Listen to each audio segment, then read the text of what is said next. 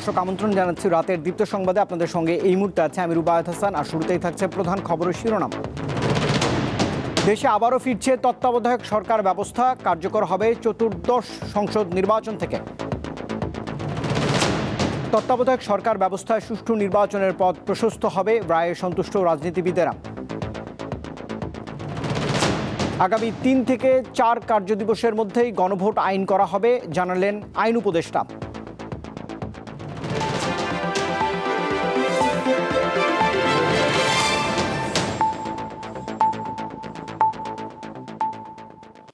এবারে পুরো আয়োজন। দেশে আবারও ফিরছে নির্বাচনকালীন তত্ত্বাবধায়ক সরকার ব্যবস্থাপনা। এটি কার্যকর হবে চতুর্দশ জাতীয় সংসদ নির্বাচন থেকেই। বৃহস্পতিবার আপিল বিভাগ সংবিধানের ত্রয়োদশ সংশোধনী বৈধ ঘোষণা করায় নির্বাচনকালীন তত্ত্বাবধায়ক সরকার ব্যবস্থা পুনর্বহাল হয়। 2011 সালে এই ব্যবস্থা বাতিল করেছিল দেশের সর্বোচ্চ আদালত। 2011 সালের তত্ত্বাবধায়ক সরকার ব্যবস্থা বাতিল করে সংখ্যাগরিষ্ঠতার ভিত্তিতে রায় দেয় সাবেক প্রধান বিচারপতি ABM খায়রুল হকের নেতৃত্বাধীন আপিল বিভাগের পূর্ণাঙ্গ বেঞ্চ।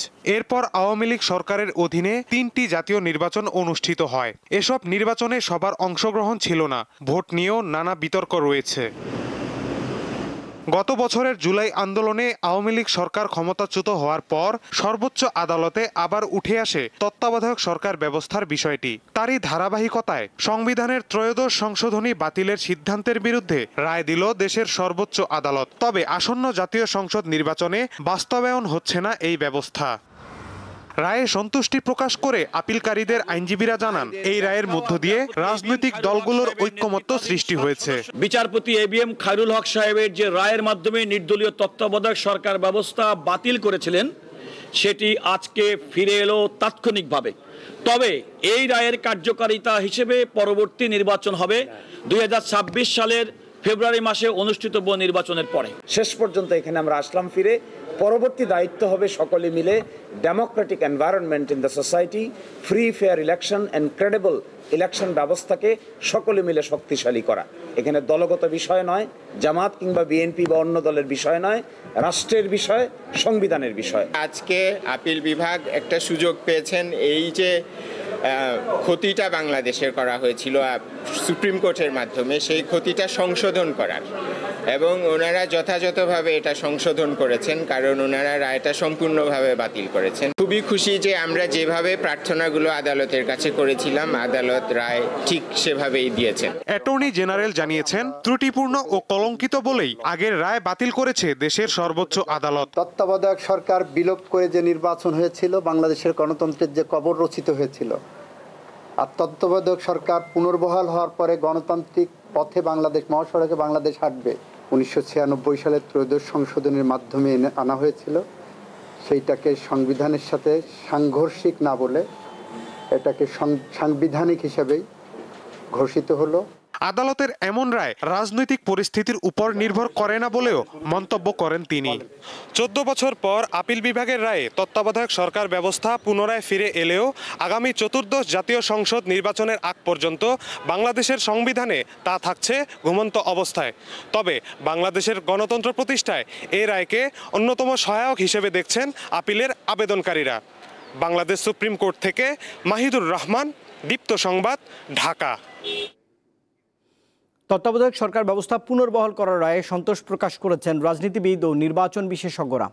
বৃহস্পতিবার আপিল বিভাগের রায়ের পর তারা জানিয়েছেন, তত্ত্বাবধায়ক ফেরায় সুষ্ঠু ও নিরপেক্ষ নির্বাচনের পথ প্রশস্ত হবে। সংবিধানের ত্রয়োদশ সংশোধনী বাতিলের মাধ্যমে তত্ত্বাবধায়ক সরকার ব্যবস্থা পুনর্বহালের রায়কে ঐতিহাসিক আখ্যা দিয়েছেন সুজন সম্পাদক বদিউল আলম মজুমদার। সর্বোচ্চ আদালতের রায়ের পর তিনি বলেন, এতে দেশের সুষ্ঠু ও নিরপেক্ষ নির্বাচনের পথ সুগম হবে। এই তত্ত্বাবধায়ক সরকার ব্যবস্থা বাতিলের মাধ্যমে নির্বাচন ব্যবস্থাকে নির্বাচনে পাঠিয়ে দেওয়া হয়েছিল, যার ফলে 3টি নির্বাচন আমাদের বিতর্কিত নির্বাচন হয়েছে, জালিয়াতি নির্বাচন হয়েছে। তো আমরা আশা করি তার অবসান ঘটবে। আমরা ভবিষ্যতে এর মাধ্যমে এই রিভিউ পিটিশন গ্রহণের মাধ্যমে আমাদের সুষ্ঠু নিরপেক্ষ নির্বাচনের পথ সুগম হবে। রায়কে স্বাগত জানিয়ে বিএনপির স্থায়ী কমিটির সদস্য আমির খসরু মাহমুদ চৌধুরী বলেন, অন্তর্বর্তীকালীন সরকারের অধীনে অনুষ্ঠিত হতে যাওয়া ত্রয়োদশ নির্বাচনকে নিরপেক্ষভাবে তত্ত্বাবধায়ক সরকারের মতো করেই সম্পন্ন করতে হবে। যারা নির্বাচনকালীন সরকারে থাকবে তাদের নিরপেক্ষতা নিয়ে যাতে কোনো প্রশ্ন না ওঠে, এই জন্য অন্তর্বর্তীকালীন সরকারকে আমি অনুরোধ করব, কেয়ারটেকারের সরকারের আদলে এখন থেকে, আজকের থেকে নির্বাচনের দিন পর্যন্ত সরকার পরিচালনা করুন। জামায়াতে ইসলামীর সহকারী সেক্রেটারি জেনারেল এহসানুল মাহবুব জুবায়ের জানান, এই রায়ের ফলে তত্ত্বাবধায়ক সরকারবিহীন বিগত নির্বাচনগুলো কলঙ্কিত নির্বাচন হিসেবে চিহ্নিত হয়েছে।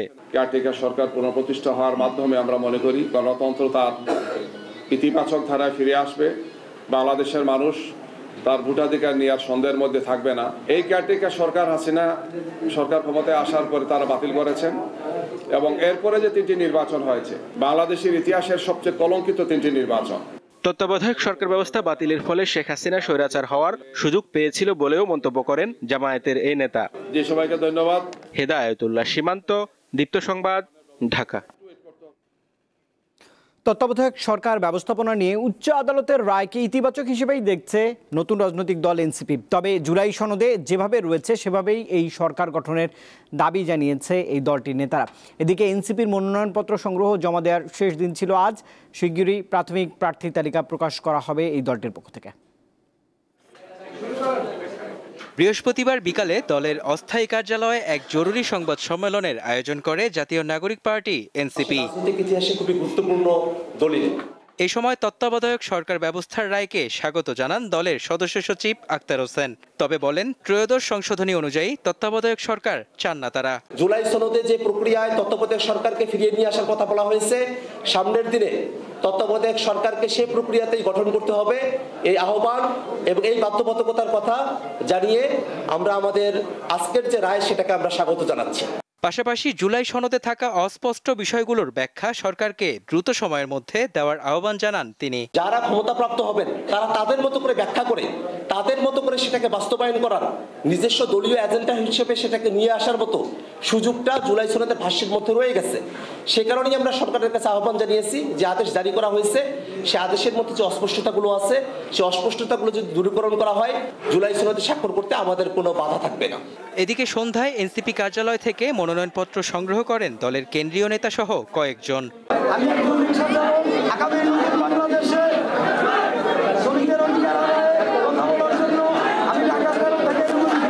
আমি নারায়ণগঞ্জ 5 প্রপার থেকে নমিনেশন চাচ্ছি এনসিপি থেকে। যেটা সত্যি কথা, আমার সাথে কোনো কর্মী নাই, আমি কোনো কর্মী নিয়ে আসবি না, আমার সাথে সাধারণ জনগণ আছে। যাচাই বাছাই শেষে কয়েকদিনের মধ্যেই প্রার্থীদের তালিকা দেবে জাতীয় নাগরিক পার্টি। মেহেদী হাসান, দীপ্ত সংবাদ, ঢাকা। আগামী 3 থেকে 4 কার্যদিবসের মধ্যেই গণভোট আইন করা হবে বলে জানিয়েছেন আইন উপদেষ্টা আসিফ নজরুল। রাজধানীর ফরেন সার্ভিস একাডেমিতে এক ব্রিফিংয়ে একথা জানিয়েছেন এই উপদেষ্টা। বলেছেন, সুপ্রিম কোর্ট সচিবালয় অধ্যাদেশের খসড়া চূড়ান্ত অনুমোদন দিয়েছে উপদেষ্টা পরিষদ। বৃহস্পতিবার রাজধানীর তেজগাঁওয়ে প্রধান উপদেষ্টার কার্যালয়ে অন্তর্বর্তী সরকারের উপদেষ্টা পরিষদের বৈঠক হয়। এতে সুপ্রিম কোর্ট সচিবালয় অধ্যাদেশের খসড়া চূড়ান্ত অনুমোদন দিয়েছে উপদেষ্টা পরিষদ। বিকেলে রাজধানীর ফরেন সার্ভিস একাডেমিতে ব্রিফিংয়ে একথা জানান আইন উপদেষ্টা। বিচার বিভাগের পূর্ণ স্বাধীনতা প্রতিষ্ঠা করার জন্য সুপ্রিম কোর্টের একটা পৃথক সচিবালয় রাখবে। তো পৃথক সচিবালয়ের একটা আইনের নীতিগত অনুমোদন আমরা এর আগে একটা উপদেষ্টা পরিষদের মিটিংয়ে করেছিলাম। আজকে আমাদের মাননীয় প্রধান উপদেষ্টার সভাপতিত্বে অনুষ্ঠিত উপদেষ্টা পরিষদের বৈঠকে এটা চূড়ান্তভাবে অনুমোদিত হয়েছে। আগামী 3 থেকে 4 কার্যদিবসের মধ্যে গণভোট আইন করা হবে জানিয়ে তিনি বলেন, শেখ হাসিনা ও আসাদুজ্জামান খান কামালকে ফেরাতে সর্বোচ্চ চেষ্টা চালাচ্ছে অন্তর্বর্তী সরকার। গণভোট আইন আমরা খুব দ্রুত করতে যাচ্ছি, এই উইকে করে ফেলবো। ধরেন আজকে কি বার, বৃহস্পতিবার, তো ধরেন আগামী 3-4 কার্যদিবসের মধ্যে হয়ে যাবে। আওয়ামী লীগ নেত্রী শেখ হাসিনা এবং সাবেক স্বরাষ্ট্রমন্ত্রী আসাদুজ্জামান কামাল, ওনাদের এক্সট্রাডিশনের জন্য আমরা চিঠি দিচ্ছি। তিনি বলেন, এখন থেকে নিম্ন আদালতের বিচারক নিয়োগ, বদলি ও অন্যান্য বিষয় এবং আদালতের নিয়ন্ত্রণ ও শৃঙ্খলা সুপ্রিম কোর্ট সচিবালয়ের হাতে ন্যস্ত থাকবে। সুপ্রিম কোর্টের সাথে পরামর্শক্রমে গেজেট নোটিফিকেশনের মাধ্যমে কার্যকর করব। স্বস্তিকা সিংহ, দীপ্ত সংবাদ, ঢাকা। বিষয়াদি গেজেট নোটিফিকেশন।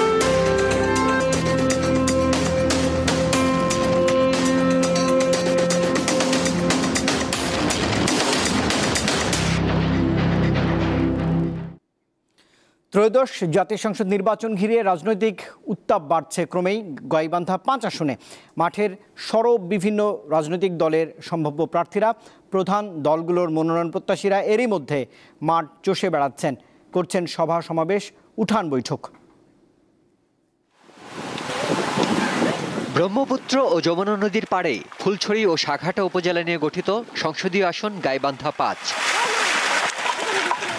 17টি ইউনিয়ন নিয়ে গঠিত এই আসনটিতে দীর্ঘদিনের জোটসঙ্গী বিএনপি ও জামাত ভোটের মাঠে এবার প্রধান প্রতিদ্বন্দ্বী। এছাড়া এনসিপি, গণ অধিকার পরিষদ সহ অন্যান্য দলের নেতাকর্মীরাও জনসংযোগে ব্যস্ত সময় পার করছেন। একসময় আসনটি ছিল জাতীয় পার্টির দখলে।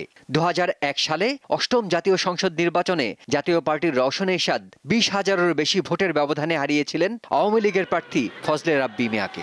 2008 সালে আওয়ামী লীগ ক্ষমতা আসার পর থেকে জাতীয় পার্টি আর এই আসনটি ফিরে পায়নি। নবম, দশম ও একাদশ জাতীয় সংসদ নির্বাচনে নৌকা প্রতীক নিয়ে নির্বাচিত হন অ্যাডভোকেট ফজলে রাব্বি মিয়া। তবে তিনি মারা যাওয়ার পর আসনটি শূন্য ঘোষিত হলে উপনির্বাচনের মাধ্যমে সংসদ সদস্য হন সাবেক ছাত্রলীগ নেতা মাহমুদ হাসান রিপন। অবশ্য বর্তমানে আওয়ামী লীগের কার্যক্রম নিষিদ্ধ হয়ে যাওয়ায় ভোটের সমীকরণ ক্রমেই জটিল হচ্ছে। যে লোকে এখন এসে আমাদের পাশে দাঁড়ায় ভোট দাও ওই ব্রিজ থেকে ওই কালীবাড়ি পর্যন্ত যাই এই মহল্লার এই আস্থাটা করে দিতে পারবে, তাকে আমরা ভোট দেবো। যাই আমাদের কৃষকের সুবিধা দিয়ে দেখবে, আমরা তাকে ভোট দেবো। শহরের মধ্যে যারা একটা হাসপাতাল করে দেবে, যারা উন্নতমান কাজ করবে, আমার কাছে তাদের দরকার। ভোটের সময় সকালে এসে হাত পা ধরে, আর ভোট হইলে গেলে আর আমার খোঁজ খবর করে না। দাবি বাহাদুর বাদ বালাসী বন্ধু আমরা টানেল নির্মাণ চাই। এবার আসনটি দখলে নিতে প্রার্থী হিসেবে জেলার সহসভাপতি ফারুক আলম সরকারের নাম চূড়ান্ত করেছে বিএনপি। 300 বস্তা ফেলে 30,000 বস্তার হিসাব দিয়ে টাকা তুলে নিয়ে চলে যায়। এইভাবে কাজ করলে চলবে না। আমি ইনশাল্লাহ এটি গ্যারান্টি দিতে পারি যে নদী ভাঙ্গন রোধে যত কোটি টাকা বরাদ্দ হবে, এই টাকার পাই টু পাই কাজ নদীর ভাঙ্গনের জন্য এখানে ব্যয় করা হবে এবং নদী শাসন সুন্দরভাবে করা হবে। অন্যদিকে আসনটি থেকে প্রথমবারের মতো জয়ের আশা করছে জামায়াত ইসলামী। আমরা ভাসমান চিকিৎসা কেন্দ্র সৃষ্টি করবো ইনশাআল্লাহ, যাতে করে বর্ষা মৌসুমে চিকিৎসা পেতে পারে, শুষ্ক মৌসুমে তারা সেখানকার স্থানীয় লোকজন তারা সেখানে চিকিৎসা নিতে পারে। এই জন্য আর ঢাকা এবং একটা মেডিকেল কলেজ আমরা সাগাটা ফুলছেড়ি মিলে কমপক্ষে একটা মেডিকেল কলেজ আমরা স্থাপন করবো ইনশাআল্লাহ। সেই সঙ্গে বেকারত্ব দূর করার জন্য আমাদের গাইবান্ধার একমাত্র ভারী শিল্প এবং সুগার মিল আমরা মতিয়ার রহমান রিজার্ভে চালু করেছিলেন, আমরা ক্ষমতা গেলে আবার এসে চালু করবো ইনশাআল্লাহ। বেকারত্ব কিছু হলেও লাঘব হবে। বিস্তীর্ণ এই চরাঞ্চলের মানুষের জীবনযাত্রার সার্বিক মান উন্নয়নে কাজ করবেন নির্বাচিত সংসদ সদস্য, এমনটাই আশা স্থানীয় ভোটারদের। শিমুল বাশার, দীপ্ত বার্তাকক্ষ। রাষ্ট্রীয় সফরে বাংলাদেশে আসছেন ভুটানের প্রধানমন্ত্রী শেরিং টোবগে। অন্তর্বর্তী সরকারের প্রধান উপদেষ্টা ডক্টর মোহাম্মদ ইউনূসের আমন্ত্রণে আগামী 22 থেকে 24 নভেম্বর তিনি বাংলাদেশ সফর করবেন। এই সফরে 3টি সমঝোতা স্মারক স্বাক্ষর হবার সম্ভাবনা রয়েছে। আজ পররাষ্ট্র মন্ত্রণালয়ের এক সংবাদ সম্মেলনে এইসব তথ্য জানিয়েছেন পররাষ্ট্র সচিব আসাদ আলম সিয়াম। সফরে ভুটানের প্রধানমন্ত্রীর সঙ্গে 13 সদস্যের উচ্চ পর্যায়ের একটি প্রতিনিধি দলও থাকবে, যার মধ্যে রয়েছেন ভুটানের পররাষ্ট্র ও বৈদেশিক বাণিজ্য মন্ত্রী এবং শিল্প বাণিজ্য কর্মসংস্থান মন্ত্রী সহ শীর্ষ সরকারি কর্মকর্তারা।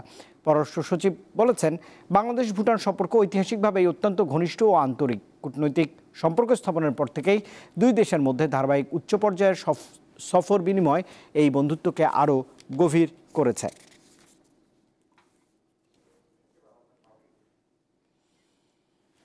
সরকার এবার কেজি প্রতি 39 টাকায় ধান এবং 50 টাকায় সিদ্ধ চাল কিনবে বলে জানিয়েছেন খাদ্য উপদেষ্টা আলী ইমাম মজুমদার। তিনি বলেছেন, আমন সংগ্রহ শুরু হয়েছে এরই মধ্যে। ফেব্রুয়ারিতে যেহেতু নির্বাচন, তাই আগেভাগেই সংগ্রহ শেষ করা হবে। বৃহস্পতিবার সচিবালয়ে আমন সংগ্রহ অভিযান নিয়ে সাংবাদিকদের ব্রিফিংয়ে এসব তথ্য জানিয়েছেন খাদ্য উপদেষ্টা। বলেছেন, আমন ধান বেশি পরিমাণে কেনা হবে এবার। ধান ও চালের মধ্যে আগে সংগ্রহের ক্ষেত্রে আনুপাতিক হারে ব্যবধান থাকতো, এবার তা হবে না, যা কৃষকদের উৎসাহিত করছে।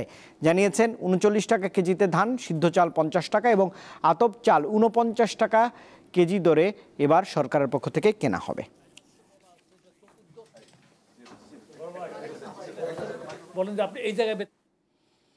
পুলিশের উপর হামলা চলতে থাকলে জনগণকে নিজেদের ঘরবাড়ি নিজেদেরই পাহারা দিতে হবে বলে মন্তব্য করেছেন ঢাকা মহানগর পুলিশের কমিশনার শেখ মোহাম্মদ সাজ্জাদ আলী। সকালে পুলিশের গোয়েন্দা শাখার সাইবার সাপোর্ট সেন্টার উদ্বোধন শেষে এমন মন্তব্যই করেছেন তিনি। বলেছেন, যারা ককটেল মারে ও বাসে আগুন দেওয়ার চেষ্টা করে তাদের গুলি করার নির্দেশ তার নয়, পুলিশ আইনেই এমন কথা বলা রয়েছে। ডিবি পুলিশের সাইবার সাপোর্ট সেন্টারের মাধ্যমে পুলিশের প্রতি জনগণের আস্থা আরও বাড়বে উল্লেখ করে ডিএমপি কমিশনার বলেছেন, নিরাপদ বাংলাদেশ গড়তে এটি সহায়তা করবে। অনলাইনে কোনো ধরনের প্রতারণার শিকার হলেই ফেসবুক ও ওয়েবসাইটের মাধ্যমে প্রতিকারের আবেদন করতে পারবেন নগরবাসী।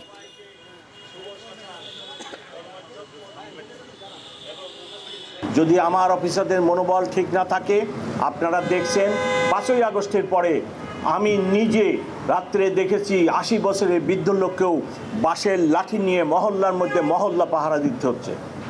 আমার অফিসারদের মনোবল যদি ভেঙে যায়, তাহলে আপনাদেরকে আবার এই নিজেদেরকে বাঁশের লাঠি নিয়ে বৃদ্ধ লোককেও রাস্তায় নেমে তার বাড়িঘর এর পাহারা দিতে হবে। ডেঙ্গু আক্রান্ত হয়ে দেশে আরও 4 জনের মৃত্যু হয়েছে। এতে চলতি বছর মশাবাহিত এই রোগে মৃতের সংখ্যা বেড়ে হয়েছে 353 জন। স্বাস্থ্য অধিদপ্তরের বৃহস্পতিবারের বুলেটিনে বলা হয়েছে, গত একদিনে মারা যাওয়া 4 জনের 2 জন ঢাকা দক্ষিণ সিটির, 1 জন চট্টগ্রাম বিভাগের এবং 1 জন ময়মনসিংহ বিভাগের বাসিন্দা ছিলেন। এছাড়া গত 24 ঘন্টা হাসপাতালে ভর্তি হয়েছে 745 জন ডেঙ্গু রোগী। তাতে এবছর ডেঙ্গু নিয়ে হাসপাতালে ভর্তি রোগীর মোট সংখ্যা বেড়ে দাঁড়িয়েছে 88,457 জনে। আন্তর্জাতিক প্রসঙ্গ। চলমান যুদ্ধবিরতির মধ্যেই ফিলিস্তিনের গাজা উপত্যকায় ফের হামলা চালিয়েছে ইসরায়েলের প্রতিরক্ষা বাহিনী IDF। এতে নিহত হয়েছে অন্তত 28 জন এবং আহত হয়েছে কমপক্ষে 77 জন। বুধবার গাজার দক্ষিণাঞ্চলীয় শহর খান ইউনিসের আল মাওয়াসি এলাকায় 3টি লক্ষ্যবস্তু সহ গাজা সিটির পূর্বাঞ্চলীয় এলাকা সুয়াইয়া এবং জয়তুনের একটি ভবনেও হামলা হয়। এই এক বিবৃতিতে IDF জানিয়েছে, সবগুলো হামলায় হয়েছে হামাসকে লক্ষ্য করে। এই হামলায় যুদ্ধবিরতির লঙ্ঘন হয়নি বলেও দাবি IDF-এর। আল জাজিরা বলছে, গত 10 অক্টোবর থেকে এ পর্যন্ত 40 দিনে গাজায় মোট 393 বার যুদ্ধবিরতির শর্ত ভঙ্গ করেছে ইসরায়েলি দখলদার বাহিনী।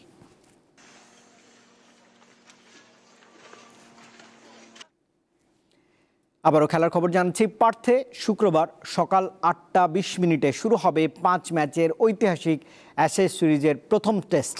ইংল্যান্ডের বিপক্ষে সিরিজের প্রথম টেস্টের একদিন আগেই চমক রেখে একাদশ ঘোষণা করেছে ক্রিকেট অস্ট্রেলিয়া।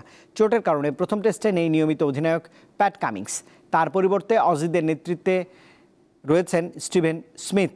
অস্ট্রেলিয়ার জার্সিতে ফাস্ট বোলার ব্রেন্ডন ডগেট এবং ওপেনার জ্যাক ওয়াদারালদের অভিষেক হতে যাচ্ছে এই ম্যাচে। অজি ক্রিকেট ইতিহাসে তৃতীয় আদিবাসী ক্রিকেটার হিসেবে টেস্ট খেলতে যাচ্ছেন ডগেট।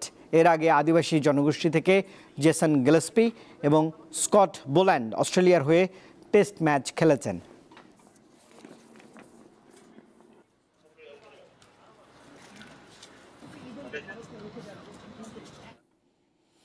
দর্শক, এই খবরের সঙ্গেই শেষ করছি রাতের দীপ্ত সংবাদ। শেষ করার আগে প্রধান খবরের শিরোনাম থাকছে আরেকবার।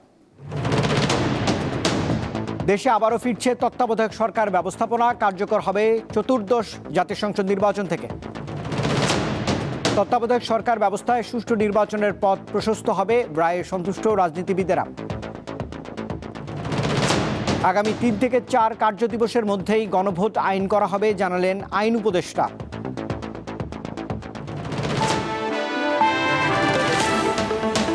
আর দর্শক, এই ছিল এখনকার মতো। এতক্ষণ সঙ্গে থাকবার জন্য ধন্যবাদ সবাইকে। আরও তথ্য বিনোদনের জন্য যুক্ত থাকতে পারেন দীপ্ত টেলিভিশনের ডিজিটাল প্ল্যাটফর্মগুলোতে। শুভরাত্রি।